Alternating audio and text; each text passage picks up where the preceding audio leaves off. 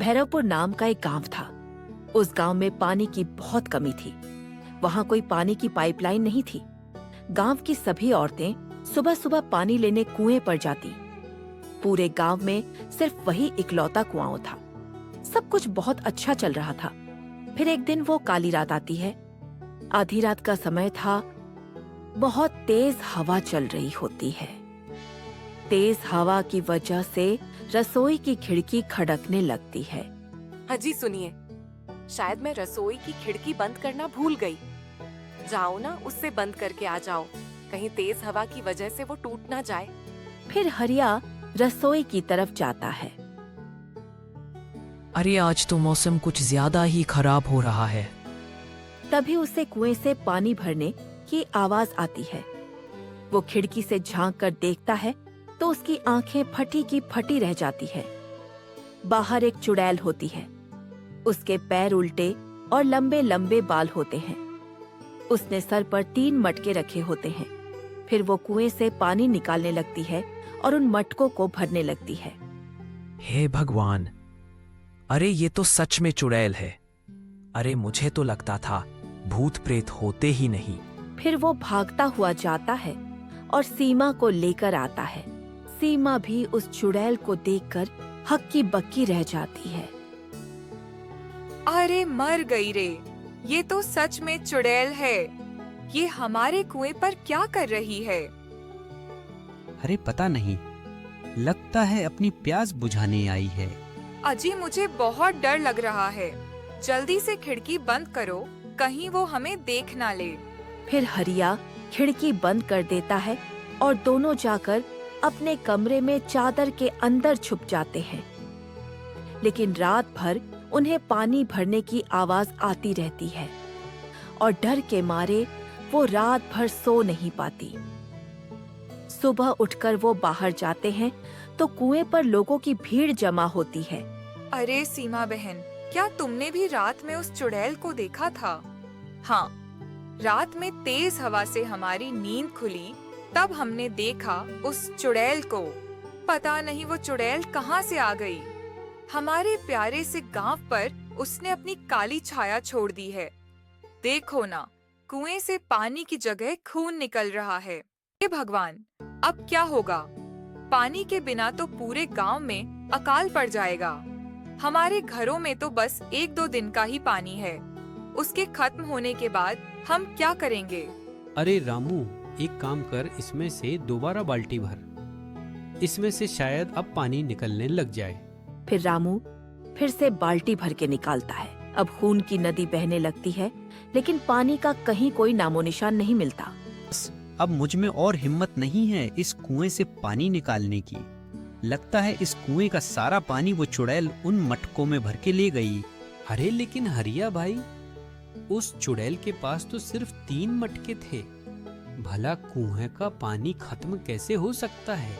किसी को कुछ समझ नहीं आता कि यह सब चल क्या रहा है। फिर थक हार कर सब लोग अपने अपने घर चले जाते हैं।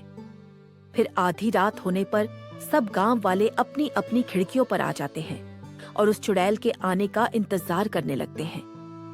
तभी वो उल्टे पैरों वाली चुड़ैल सिर पर 3 मटके रखकर आती है और कुएं के पास आकर रुक जाती है। अरे मर गए रे। अरे सीमा, वो देखो, वो चुड़ैल आज फिर आ गई। वो चुड़ैल फिर से पानी निकालती है और पानी निकलने लगता। देखो जी, कुएं से फिर से पानी आने लगा। फिर वो चुड़ैल मटकों में पानी भर के वहां से चली जाती है। फिर सुबह होने पर सब गांव वाले खुश होते हैं कि कम से कम पानी वापस आने लगा है। फिर जैसे ही हरिया पानी निकालता है, पानी की जगह खून निकलने लगता है। हे भगवान, नहीं, ऐसा नहीं हो सकता। अरे अब क्या करें? पानी के बिना हम और हमारे जानवर जिंदा नहीं रह पाएंगे, और पास के गांव से पानी लाना इतना आसान नहीं होगा। अरे सरपंच जी, अब क्या करें? इस सब की वजह वह कमबख्त चुड़ैल है। उसके निकालने से पानी आता है। उसी ने कुछ जादू टोना किया है। अब एक ही रास्ता है, और जैसे ही वो चुड़ैल आएगी, हम सब आदमी उसे पकड़ लेंगे। लगता है ये बूढ़े सरपंच का दिमाग सठिया गया है। अरे सरपंच जी, वो कोई आवारा पशु नहीं है जो हम पकड़ लेंगे। वो उल्टे पैरों वाली चुड़ैल है। जो भी उसके सामने आया वो उसे कच्चा खा जाएगी। अरे आज हम सबके घरों का पानी खत्म हो जाएगा। अगर हिम्मत नहीं दिखाओगे तो कल प्यास से मरोगे। हाँ, सरपंच जी सही कहते हैं। आप सब आदमियों को हिम्मत दिखानी होगी और उस चुड़ैल को पकड़ना होगा।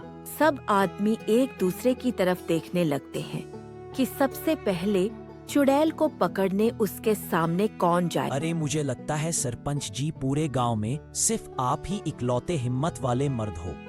ये आपका ही सुझाव था। आपको ही सबसे आगे रहकर चुड़ैल का सामना करना चाहिए। हम सब आपके पीछे पीछे ही रहेंगे। अरे नास मिटे कालिया, मुझे इस उम्र में चुड़ैल के सामने जाने को बोल रहा है। अरे मेरी तो आधी रात को उस चुड़ैल की आहट मात्र से हड्डियां कांपने लगती है। मैं उसके सामने नहीं जाने वाला। अगर मरना ही है तो सब एक साथ प्यासे मरेंगे। भला मैं अकेला अपनी जान क्यों दूं?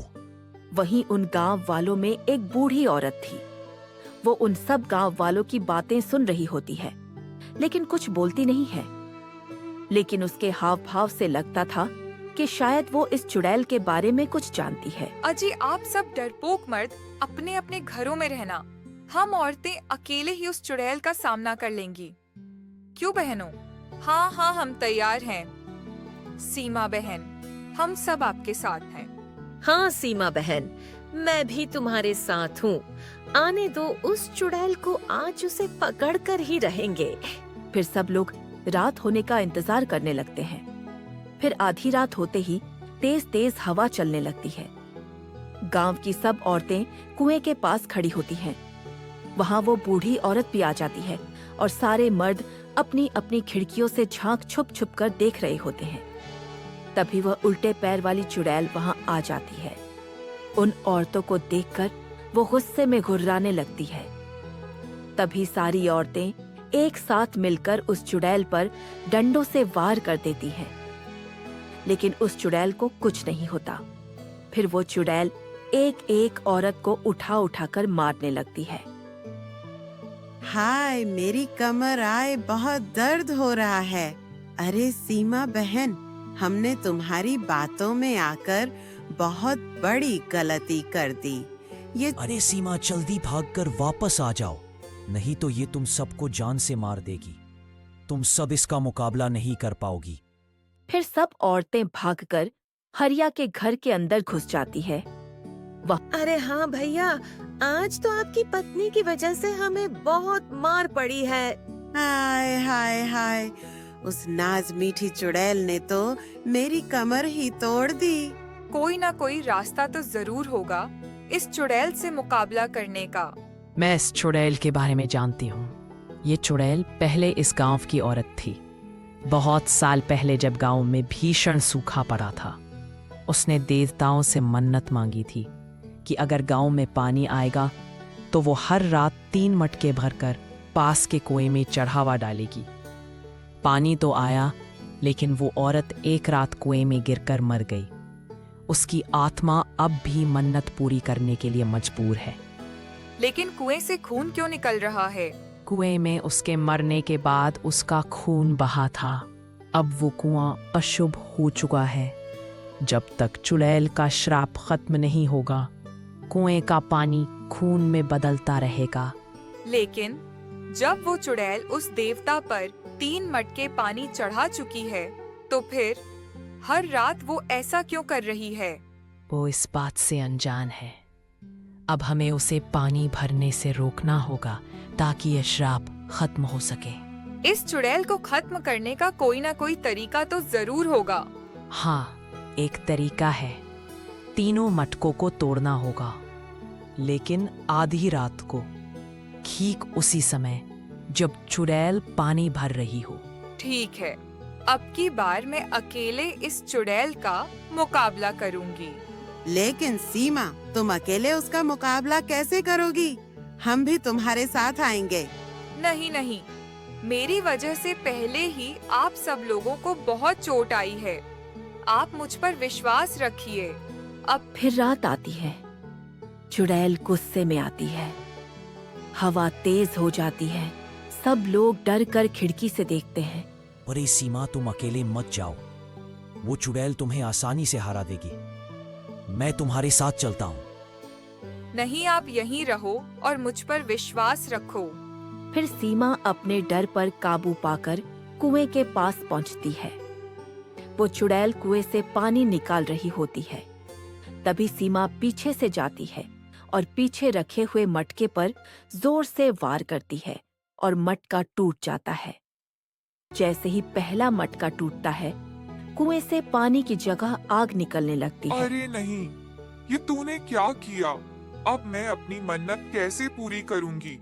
अरे चुड़ैल जी, तुम्हारी मन्नत पूरी हो चुकी है। अब तुम्हें यह सब करने की कोई जरूरत नहीं है। नहीं, तू झूठ बोल रही है। अभी मेरी मन्नत पूरी नहीं हुई है। फिर सीमा चुड़ैल से डरे बिना दूसरे मटके पर जोर से वार करती है और दूसरा मटका टूटते ही चुड़ैल चीखने लगती है और उसका आकार छोटा होने लगता है। तभी सीमा तीसरे मटके पर भी डंडे से वार करती है और उसे भी तोड़ देती है। तीसरा मटका टूटते ही चुड़ैल धुएं में बदलकर आसमान में चली जाती है और उसकी आत्मा को शांति मिल जाती है और अचानक बारिश होने लगती है। सुबह होते ही कुएं से फिर साफ पानी आने लगता है। गांव वाले खुश हो जाते हैं और सीमा को गांव का सरपंच बना देते हैं और इस तरह सीमा अकेले ही बहादुरी से इस चुड़ैल का मुकाबला करती है।